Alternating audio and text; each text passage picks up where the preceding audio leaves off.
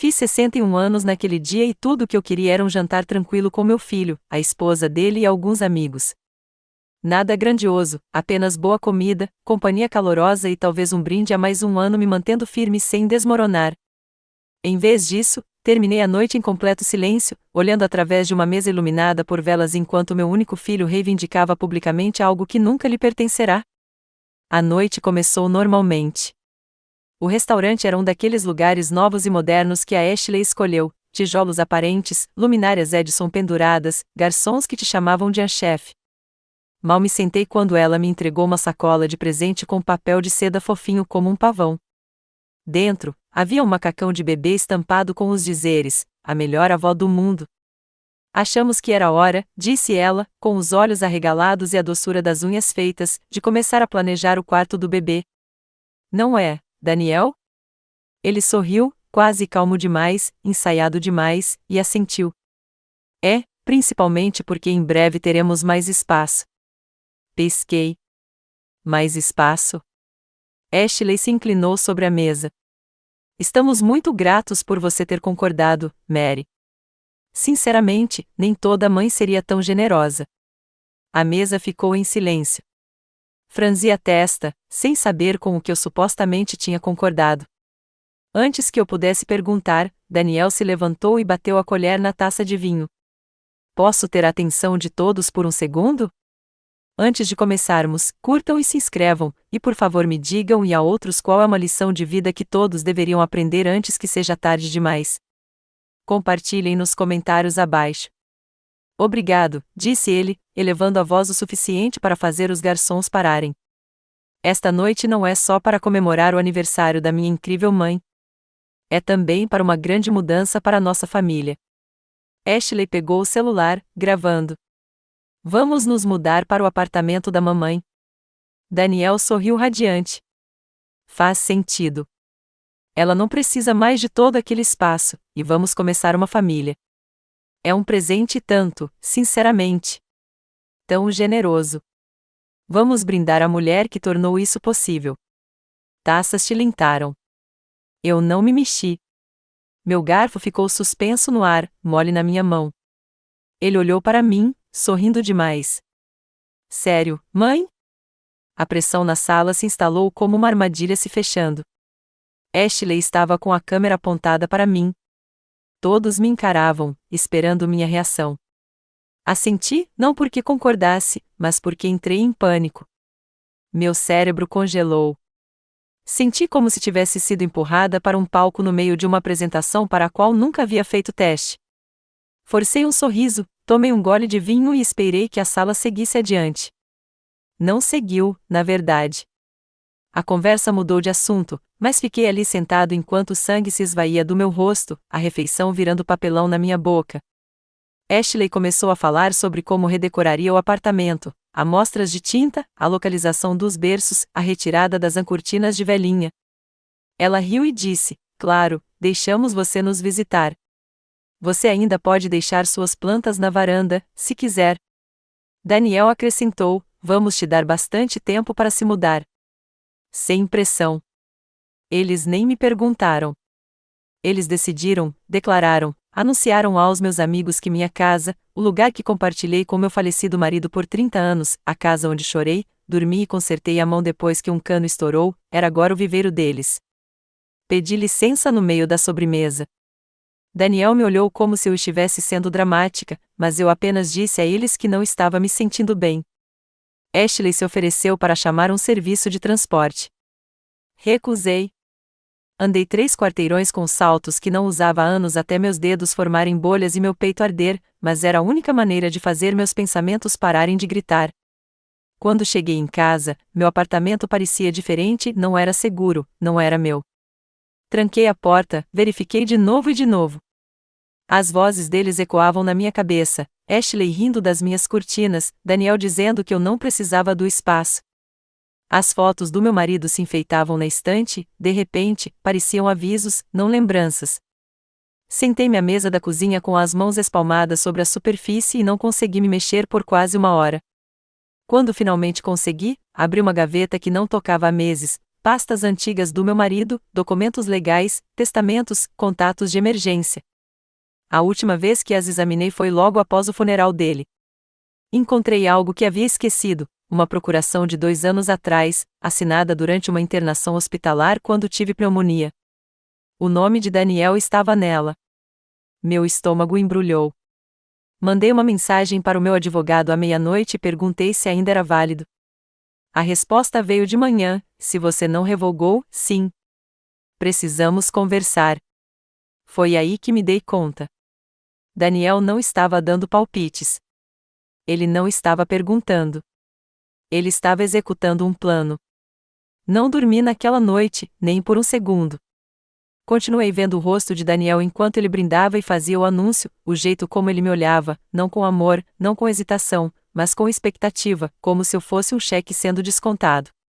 Sentei-me no sofá com o Robbie bem enrolado, olhando para o nada enquanto a voz da Ashley ecoava na minha cabeça: estamos muito gratos por você ter concordado. Eu nunca concordei nem com palavras, nem com olhares, mas também não interrompi.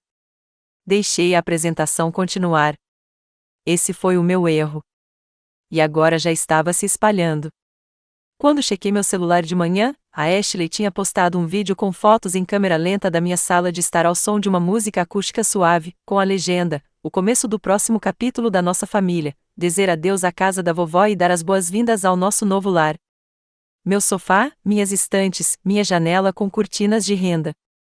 37 comentários, que gentileza dela passar adiante. Ah, ela deve estar tão orgulhosa. Rolei a tela até não conseguir respirar. Daniel já tinha me enviado um plano de transição por e-mail, uma lista de coisas que eles queriam remover até o final do mês, junto com datas sugeridas para entrega e um link para o mural do Pinterest intitulado A Estética Neutra para Quarto de Bebê. Havia fotos do meu quarto reduzido a um berço e uma cadeira de balanço. Eu nem tinha respondido ao jantar ainda. Eu não tinha dito sim, mas eles tinham. Liguei para minha advogada antes das 9 horas. Seu tom de voz foi áspero no momento em que mencionei o nome de Daniel na procuração antiga. Você precisa vir hoje. Eu me vesti como se fosse para a guerra, calças passadas, camisa de colarinho, sapatos que faziam barulho no piso de madeira. Trouxe todas as pastas, todas as escrituras, todos os papéis velhos que consegui encontrar. Ela folheou tudo, com os lábios franzidos. Você nunca revogou isso, Mary. Tecnicamente, ele tem acesso para tomar algumas decisões em seu nome se você for considerada clinicamente incapaz. Mas não estou, eu disse. Correto. Mas se ele tivesse um médico dizendo que você estava apresentando sinais de declínio de memória ou confusão, mesmo que fosse apenas em um formulário, ele poderia usar isso para contestá-la no tribunal. É raro, mas acontece, especialmente em disputas de propriedade familiar. Meu estômago embrulhou. Ela me olhou por cima dos óculos. Precisamos revogar isso agora, e você precisa ter cuidado com o que diz e assina. Tudo precisa passar por mim. Entendeu? Assenti. Eu não confiava na minha voz. Quando cheguei em casa naquela tarde, minha chave do portão da frente não funcionava. Por 2 minutos inteiros, me mexi, me virei, entrei em pânico, até perceber que a fechadura do portão simplesmente estava dura de frio. Me senti uma idiota, mas também me perguntei por um segundo aterrorizante se eles tinham trocado as fechaduras. Naquela noite, eu não cozinhei. Eu não limpei. Sentei-me à mesa da cozinha e fiz uma lista: tudo que eu havia pago na vida adulta de Daniel, a mensalidade da faculdade que ajudei a pagar quando ele perdeu a bolsa, o casamento dele, onde paguei as flores e metade do buffet, o empréstimo de emergência para os tratamentos de fertilização in vitro 2 anos atrás, que nunca aconteceu. Eles nem estavam tentando. Só disseram a palavra bebê e sabiam que eu ia derreter. E agora é isso. Entrei no meu quarto e abri o armário. Havia álbuns de fotos antigos na prateleira de cima. Peguei um e folheei as páginas: Daniel com seu uniforme da liga infantil, Ashley na festa de noivado sorrindo com dentes perfeitos, eu e meu marido segurando taças de champanhe neste mesmo apartamento. Fechei o livro. Então peguei meu celular. Mandei uma mensagem para o Daniel com uma frase: precisamos conversar, e não por meio de anúncios ou painéis do Pinterest. Nenhuma resposta por 4 horas. Quando finalmente recebi, Foi um único emoji de polegar para cima. Foi aí que eu soube que não era mais a mãe dele. Eu era o obstáculo dele, uma porta trancada, um nome na escritura, algo que ele precisava tirar do caminho. E ele não ia perguntar de novo. 3 dias depois do jantar, um envelope pardo deslizou por baixo da porta do meu apartamento enquanto eu estava no chuveiro. Nenhuma batida, nenhuma campainha, apenas o suave raspar do papel contra o azulejo. Eu nem percebi até sair e quase escorregar nele com os pés molhados. Abriu ali mesmo, na minha toalha, com o coração já acelerado antes de desdobrar as páginas. Era um documento intitulado Contrato Preliminar de Transferência de Imóvel Residencial. Havia uma linha para o meu nome já preenchida, outra para o Daniel e outra para Ashley. A única em branco era a assinatura, a minha. Em anexo, havia uma nota de apresentação escrita na voz de Daniel, mas claramente digitada por outra pessoa, sem pressa. Só preciso que isso seja assinado antes de sexta-feira para prosseguirmos com as aprovações bancárias. Obrigada novamente, mãe. Aprovações bancárias. Isso significava que eles não estavam apenas planejando.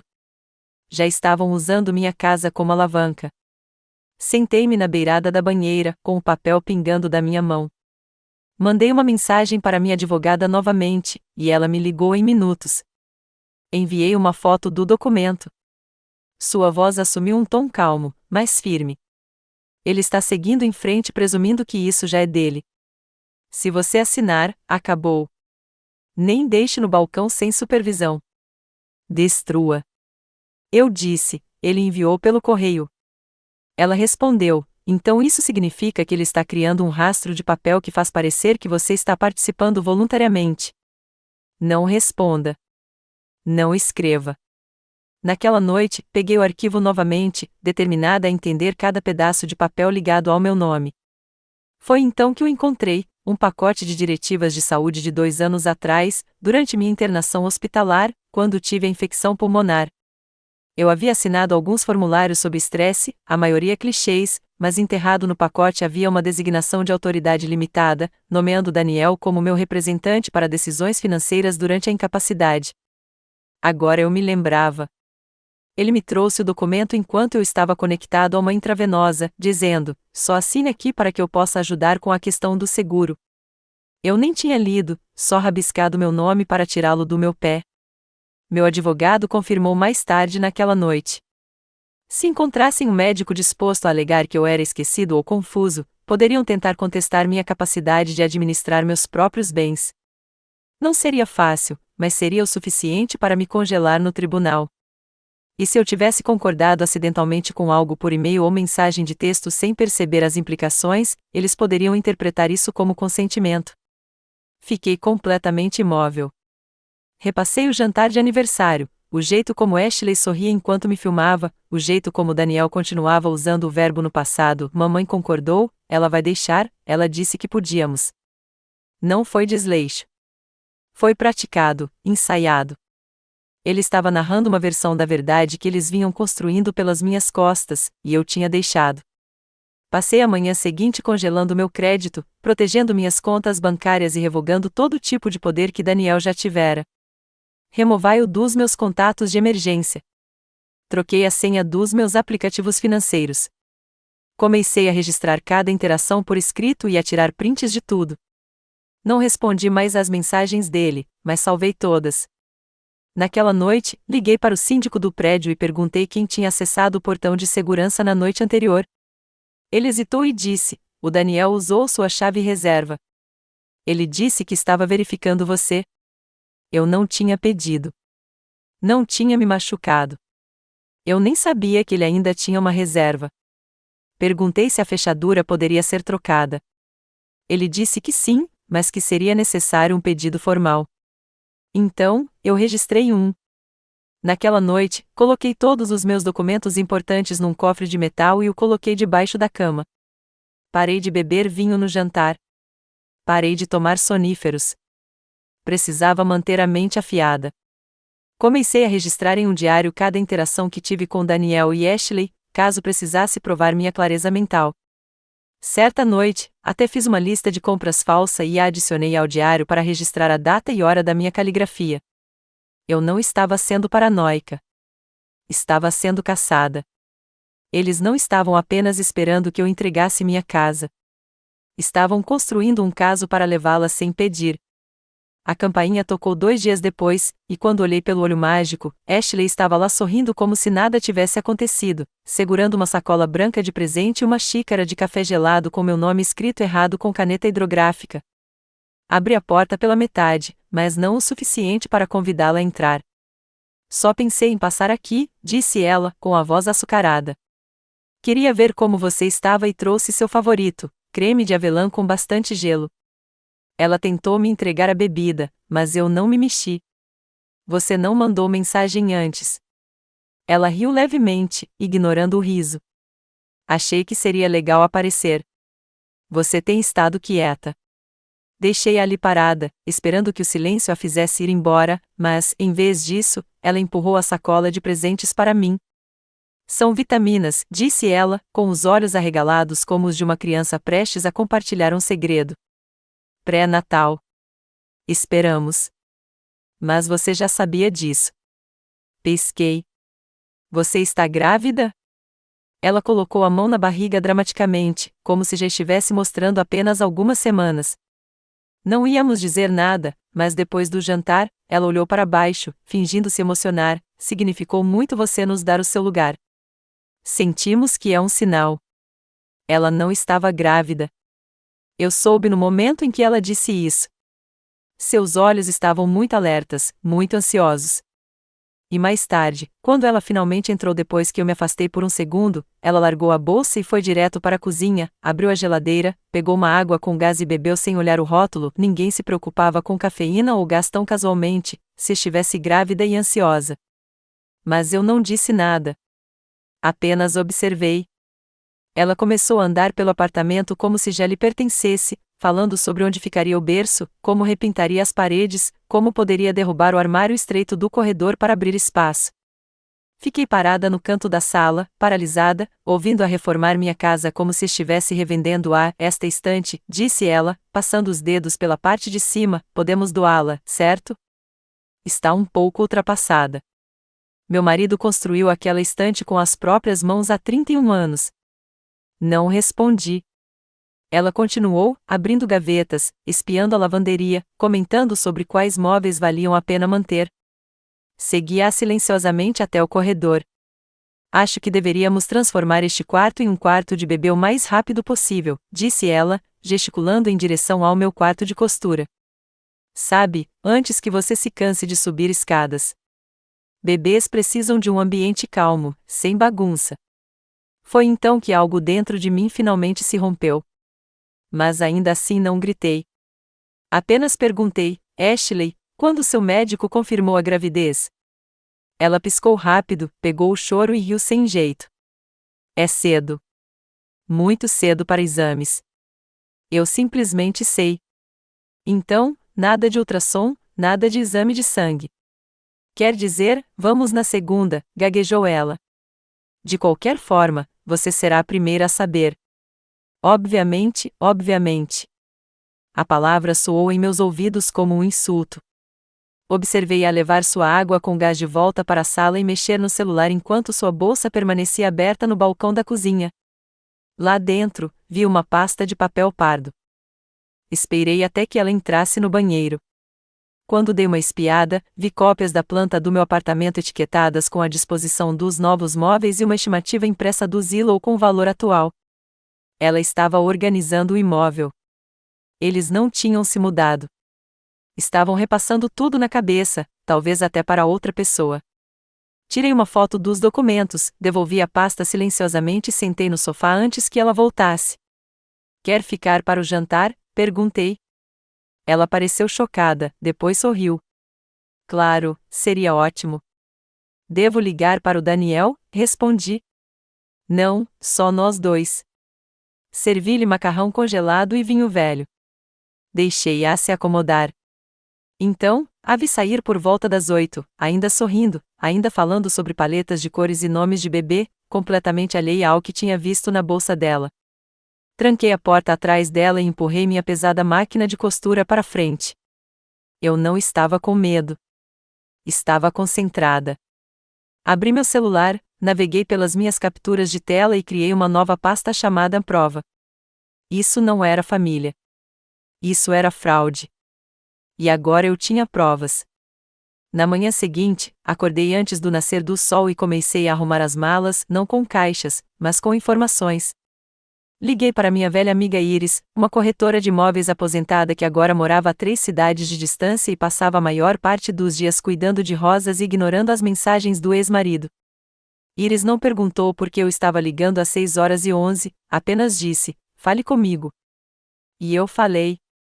Contei tudo a ela, cada passo, desde o jantar de aniversário até a falsa gravidez de Ashley, os documentos na bolsa, a narrativa forjada que eles estavam espalhando como um conto de fadas familiar. Iris ouviu sem interromper e disse: "Você precisa sair antes que percebam que você descobriu."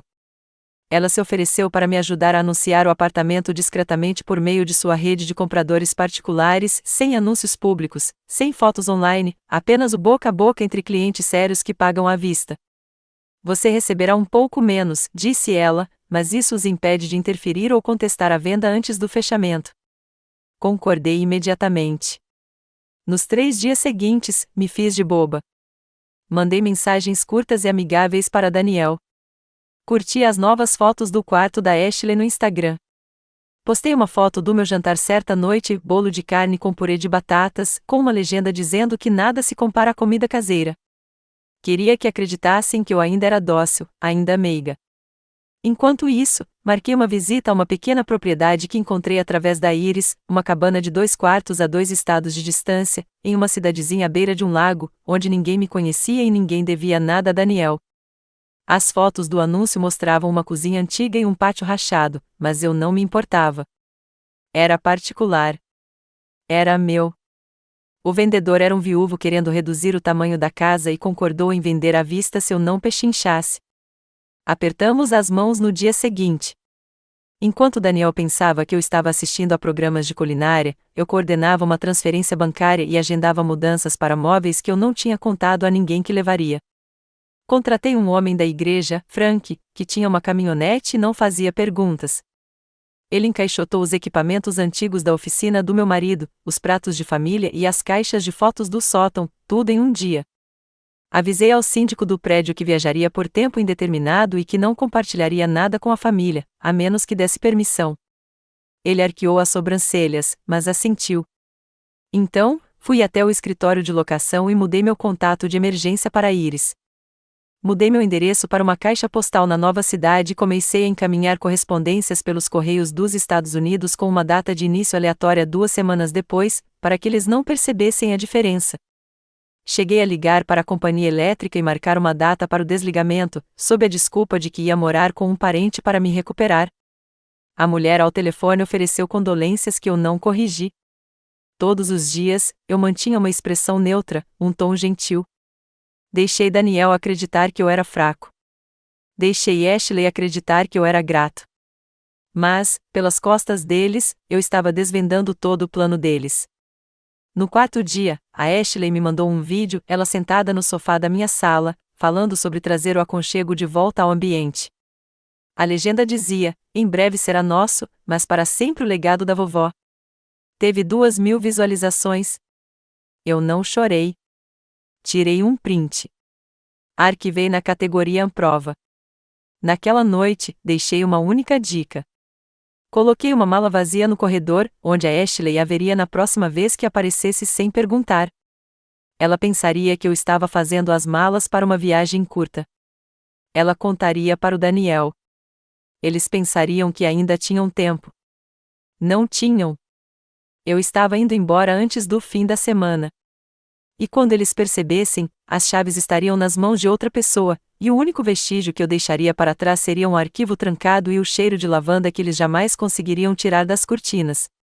Aconteceu numa terça-feira, no final da tarde, enquanto eu encerrava uma ligação com a empresa responsável pela escritura, confirmando que a venda do apartamento seria fechada em 72 horas, tudo à vista, sem contingências, exatamente como Iris havia combinado.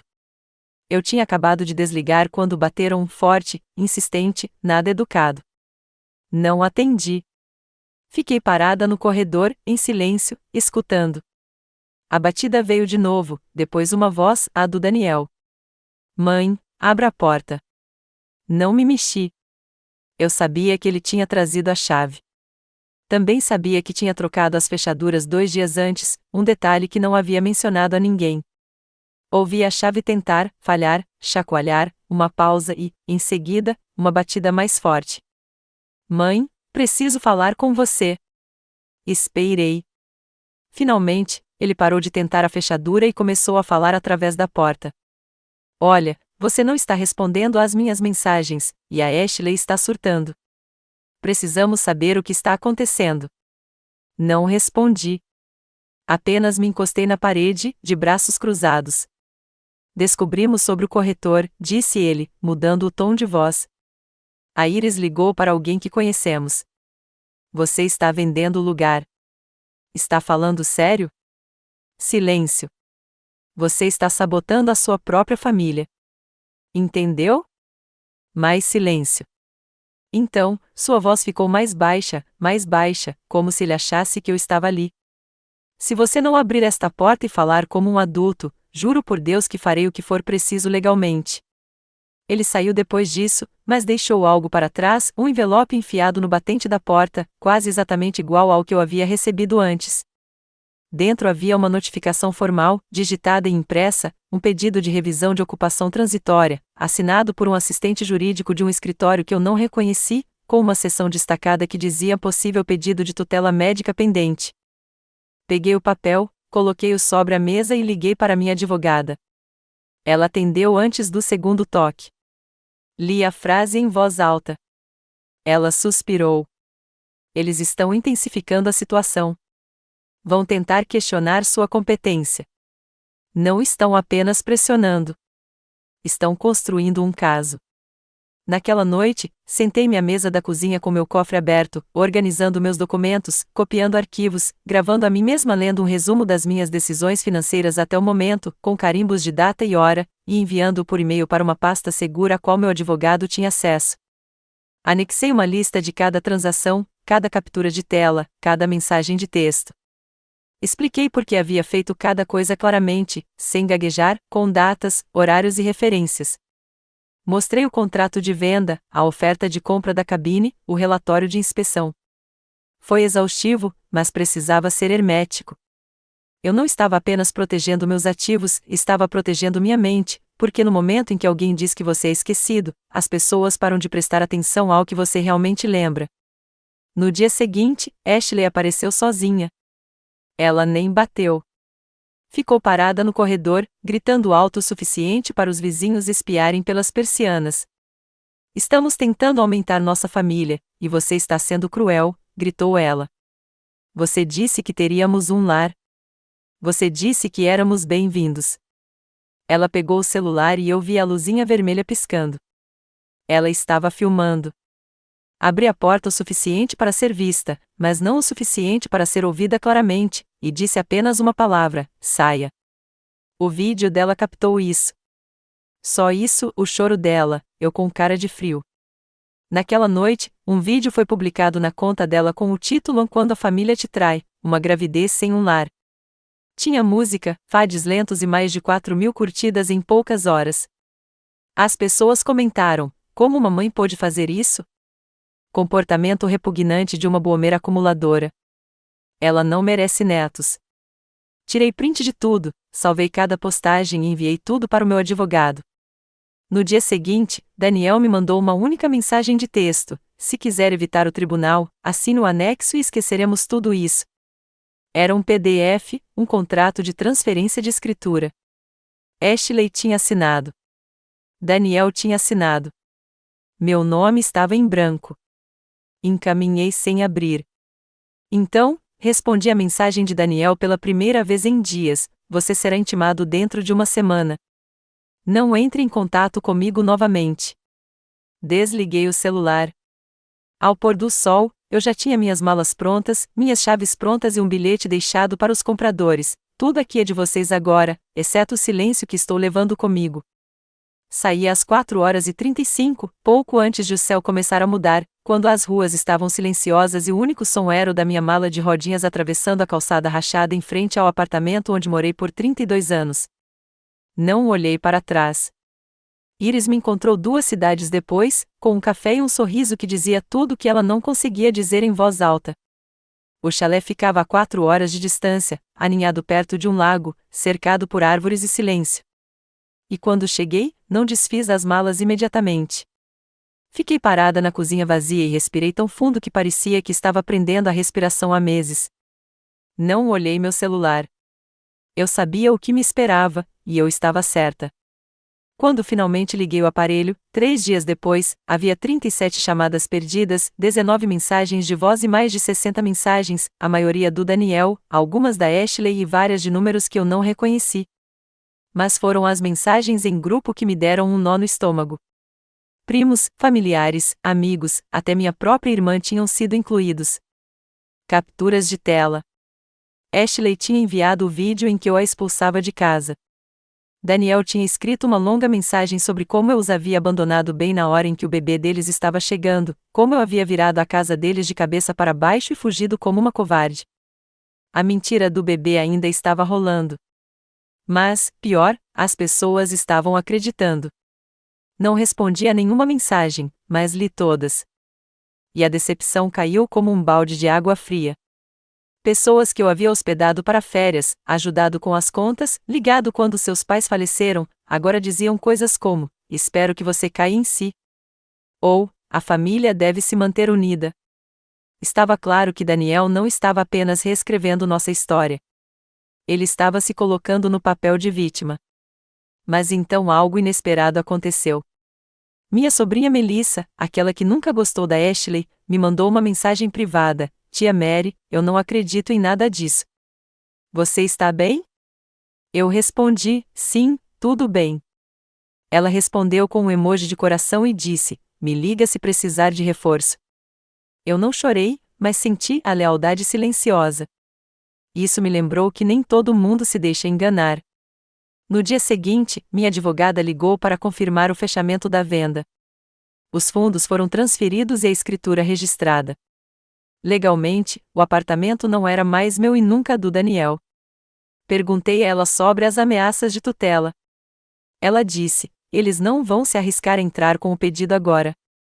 Você os enganou, e a narrativa social não se sustentará no tribunal depois que mostrarmos o cronograma real, mas você deve atualizar seu testamento imediatamente. Eu já tinha feito isso, semanas atrás. Agora, tudo ia para um fundo comunitário que apoiava mulheres idosas que estavam recomeçando minha cabana, minhas economias, até mesmo a pequena apólice de seguro de vida que eu mantive todos esses anos. Daniel e Ashley não só foram excluídos, como também foram legalmente impedidos de contestar. Naquela noite, enviei a cópia final por e-mail para meu advogado, servi um copo d'água e sentei na varanda da frente da cabana, observando o sol desaparecer atrás das árvores. Era tranquilo, não solitário, apenas um silêncio limpo e aberto. Meu celular vibrou uma última vez antes de eu desligá-lo para dormir. Era o Daniel. Sem cumprimento, sem pedido de desculpas. Apenas: se o papai pudesse te ver agora, ele ficaria enojado. Não respondi. Não precisava. Eu sabia exatamente o que o pai dele diria se estivesse vivo. Ele diria que ela deveria ter feito isso antes. Tudo começou com um pacote sem endereço de retorno, sem bilhete, apenas uma caixa branca e fina deixada do lado de fora da porta da frente da cabana, embrulhada em papel de seda e fita, como uma espécie de oferta de paz. Dentro, havia uma foto emoldurada de uma ultrassonografia e um cartão que dizia: podemos recomeçar? AID. A imagem parecia real à primeira vista, mas eu já a tinha visto antes.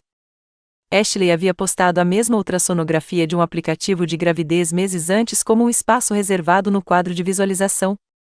Eles imprimiram uma falsificação, enviaram pelo correio e emolduraram. Coloquei-a no balcão sem tocá-la novamente. 2 dias depois, chegou o e-mail. Assunto: jantar. Corpo da mensagem: estaremos na sua região neste fim de semana. Vamos conversar. Sem pressão, só a família. Não respondi. No sábado à noite, faróis apareceram na estrada de cascalho por volta das 18h40, bem na hora em que o sol se punha atrás da linha das árvores. Observei da janela da cozinha uma SUV prateada estacionar no início da trilha. Eles saíram, vestidos elegantes demais para uma visita surpresa, Ashley de salto alto, Daniel com seu blazer velho, segurando uma garrafa de vinho. Não abri a porta. Deixei que batessem, primeiro suavemente, depois com mais força. Mãe, chamou Daniel. Só queremos conversar. Viemos até aqui. Fiquei lá dentro com as luzes apagadas, as mãos apoiadas no encosto da cadeira, sem me mexer, sem reagir. A voz de Ashley juntou-se à dele, subitamente embargada por uma falsa emoção. Você está excluindo seu neto, gritou ela. É isso que você quer? Não respondi. Não precisava. Eles ficaram do lado de fora por 22 minutos. Eu cronometrei. Por fim, a garrafa de vinho foi deixada no degrau, e eles foram embora sem dizer uma palavra.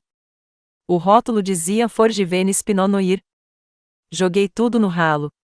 Naquela noite, Daniel mandou uma última mensagem: você venceu. Espero que tenha valido a pena perder sua família. Não respondi. Simplesmente tirei uma captura de tela, adicionei a pasta e excluí o contato dele para sempre. Na manhã seguinte, tomei café com minha nova vizinha, Clary, que havia se mudado para a região depois de se divorciar do marido, com quem estava casada há 40 anos, e abrir um pequeno negócio de sabonetes na garagem. Ela riu quando contei sobre a ultrassonografia falsa. As pessoas ficam ousadas quando há dinheiro envolvido, disse ela. Mas você não deu a elas o que queriam. Isso a torna perigosa para elas agora. Assenti. Perigosa parecia novo. Parecia certo. Naquela semana, comprei um novo canteiro, plantei tomilho e hortelã e me juntei à cooperativa local. Quando o telefone tocou novamente na sexta-feira, era um número que eu não reconheci. Deixei cair na caixa postal. Então a curiosidade venceu e apertei o play. Era Ashley. Oi, Mary. Sou eu. Sei que as coisas ficaram complicadas, e só queria dizer que ainda esperamos manter uma porta aberta para o bebê, para o futuro. Por favor, ligue. Apaguei porque a única porta que importava era aquela pela qual eles nunca mais poderiam passar. Não foi um caso dramático, nada de escritório de mogno nem suspiros de parentes chocados, apenas uma reunião tranquila tomando um café preto na mesa do meu advogado em uma manhã nublada de quinta-feira. A assinatura final selando o que eu já sabia lá no fundo: Daniel e Ashley estavam oficialmente excluídos de tudo. Nenhuma cláusula de reserva, nenhuma reconsideração vaga, apenas um documento claro e vinculativo declarando que todos os meus bens, da minha cabana às minhas economias, passando pelo porta-retratos de prata no meu criado mudo, agora pertenciam a uma doação comunitária que criei em nome do meu marido, dedicada a apoiar mulheres mais velhas que escapam de abusos financeiros ou emocionais de suas famílias. Minha advogada, Annette, me entregou uma cópia impressa enquanto conferia cada página. Está feito, disse ela. Se contestarem, vão perder. O rastro de papel é indestrutível. Assenti e peguei a pasta, sentindo o peso dela como uma armadura. 2 dias depois, Melissa ligou. Acho que o Daniel sabe, disse ela.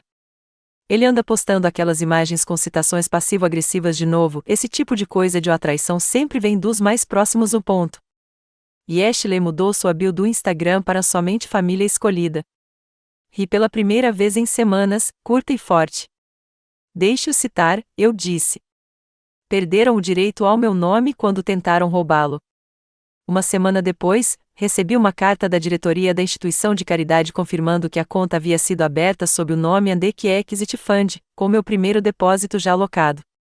Reli a papelada 2 vezes antes de guardá-la no armário ao lado das minhas xícaras de chá. Naquela noite, abri uma garrafa de água com gás e sentei do lado de fora, sentindo a brisa que soprava do lago, olhando as fotos do apartamento que eu não tinha mais. Uma nova família havia se mudado, jovem, simples, normal. Sem planos para o quarto do bebê, sem manipulação, apenas sorrisos em uma sala de estar limpa. Sem filtros. E ao fundo, vi a velha estante que meu marido construiu, ainda de pé. Eles não a haviam derrubado. Tinham plantado plantas nela. Parecia um encerramento. Meu telefone vibrou novamente mais tarde naquela noite. Uma mensagem do antigo colega de faculdade do Daniel, logo ele, viu o que eles fizeram. Você fez bem em cortá-los. Gostaria que minha mãe tivesse feito mesmo antes que minha irmã a deixasse sem nada. Respondi com um simples obrigada. Porque a verdade era que eu não tinha apenas me protegido. Eu tinha dado nome a algo que milhões de pessoas viveram e nunca falaram. Eu estava farta de ficar quieta. E enquanto eles ferviam em suas câmaras de eco de falsas queixas, eu reescrevi o final que eles achavam que tinham o direito de escrever. Não os provoquei à briga.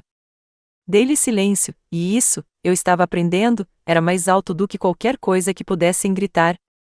6 meses depois, eu estava na varanda dos fundos da minha cabana, descalça, com as mãos em volta de uma caneca quente de chá de menta cultivado no vaso que eu mesma construí, observando uma fileira de pássaros traçar o céu como uma corda sendo puxada sobre o lago. Não tive notícias de Daniel ou Ashley por mais de 2 meses desde que a notificação judicial final foi emitida, impedindo-os de me contatar sobre qualquer questão de herança ou patrimônio. Eles não contestaram o testamento. Não tentaram novamente. Acho que finalmente entenderam que eu havia partido não apenas fisicamente, mas para sempre. Como se a versão de mim que eles manipularam tivesse feito as malas e desaparecido para sempre. Eu passava meus dias de forma diferente agora, manhãs no jardim, tardes fazendo trabalho voluntário no centro comunitário, noites aprendendo a jogar xadrez com Clary, que jurava que eu tinha um instinto assassino por trás de toda aquela educação. Eu tinha feito amigos, amigos de verdade, que nunca perguntavam sobre dinheiro, que não sorriam apenas quando precisavam de alguma coisa. A cabana tinha se tornado mais do que um refúgio. Era um recomeço. Cozinhei de novo. Ri alto. Dormi sem agarrar meu celular como uma arma. Um dia antes do meu aniversário, recebi uma carta da Melissa com uma foto da filha recém-nascida e um bilhete que dizia simplesmente: se ela crescer e ficar com metade da sua força, terei feito algo certo. Prendi a carta na geladeira com um ímã em forma de girassol e chorei o tipo de lágrima silenciosa que não arde, o tipo que enxuga o que resta de algo. Naquela noite, sentei-me à mesa e preenchi um cheque para um abrigo que ajuda mulheres idosas a escapar do controle financeiro, assinei-o e selei-o com as palavras: use-o bem. Ela saiu. Enquanto o sol se punha atrás das árvores e a brisa soprava suavemente através dos sinos de vento que eu pendurara num velho gancho de pinho, o meu telemóvel vibrou mais uma vez, um número desconhecido. Não hesitei. Nem olhei. Desliguei-o e guardei-o numa gaveta. Eu não precisava mais daquilo porque aquela vida que eu havia construído sem plateia, sem apresentação, sem ninguém aplaudindo por algo que ajudaram a destruir, finalmente era minha. A cabana estava silenciosa, e eu também. E, pela primeira vez em anos, aquele silêncio não parecia algo que faltava. Parecia paz, permanente, definitiva, exatamente como eu queria. Exatamente o que eles nunca mais tocariam.